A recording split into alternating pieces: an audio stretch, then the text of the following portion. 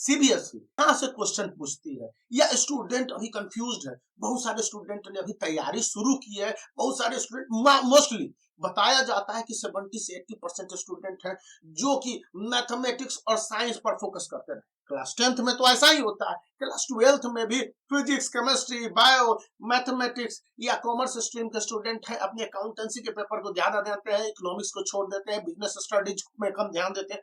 तो ऐसे में उनका फोकस जब प्राइमरी सब्जेक्ट जो उनके हिसाब से होता है, उसके बाद सेकेंडरी सब्जेक्ट, जैसे सीबीएसई क्लास 10th के स्टूडेंट के लिए मैं बता दूं, वो मैथ और फिजिक्स में सबसे ज्यादा फोकस करते हैं, उसके बाद बचता है केमिस्ट्री, और उसके बाद बायो या फिर हिस्ट्री, सिविक्स, ज्योग्राफी, इंग्लिश तो उनके लिए वैसे भी सबसे प्रिय, मतलब कि उन पर ध्यान कम देते हैं। तो ऐसे में उनके सामने बोर्ड एग्जामिनेशन आने के साथ डेट शीट अनाउंस हो गए, रहते हैं कि किस तरह से क्वेश्चन को पढ़ लें कि इनमें हाईएस्ट मार्क्स आए।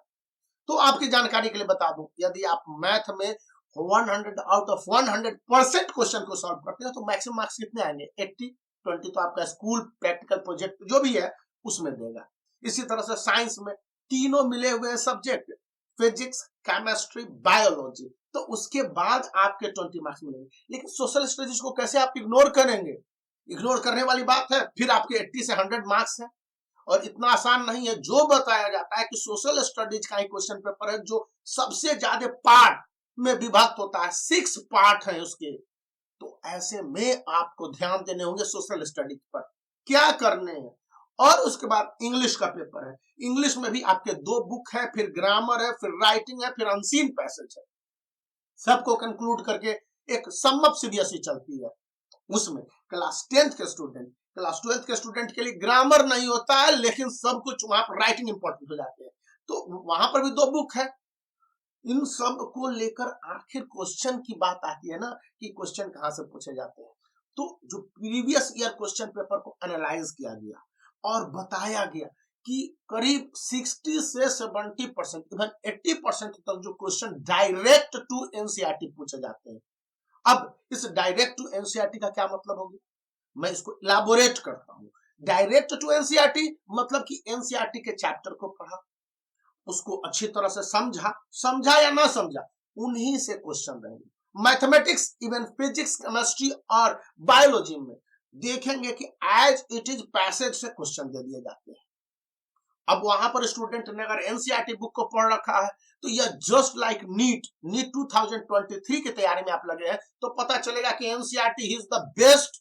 इसी तरह से CBSE class 10th and class 12 2023 के बोर्ड एग्जामिनेशन की तैयारी में लगे हुए हैं तो आपके लिए भी एनसीईआरटी इज द बेस्ट।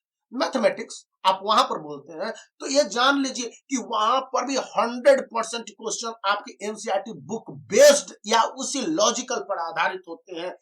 केवल वर्ड को बदल दिया जाता है, वर्बल है ना, वर्ड को चेंज कर दिया जाएगा और आपके एज इट इज रहेंगे, नंबर को चेंज कर दिया जाएगा, कंसेप्ट रहेंगे वहीं पर। और यदि आपने कंसेप्चुअल क्वेश्चन को बनाया, समझा, इवन सभी सब्जेक्ट में, हिंदी, इंग्लिश, संस्कृत, इकोनॉमिक्स के साथ साथ history, civics, geography, physics, chemistry, biology, even mathematics में आपके होंगे ही होंगे। यह एक यूनिवर्सल फॉर्मूला या ट्रुथ है जो मैं आपके साथ इसलिए शेयर कर रहा हूं कि इस समय डाउन फील कर रहे हैं वैसे स्टूडेंट जिन्होंने कम पढ़े या कम तैयारी की, उनके लिए भी है, और ऐसे स्टूडेंट जो कि बहुत ज्यादा पढ़े हैं, मैथ, फिजिक्स, केमिस्ट्री में सबसे ज्यादा फोकस है, बायोलॉजी में कम फोकस है, तो भाई 200 मार्क्स आप मैक्सिमम लाओगे।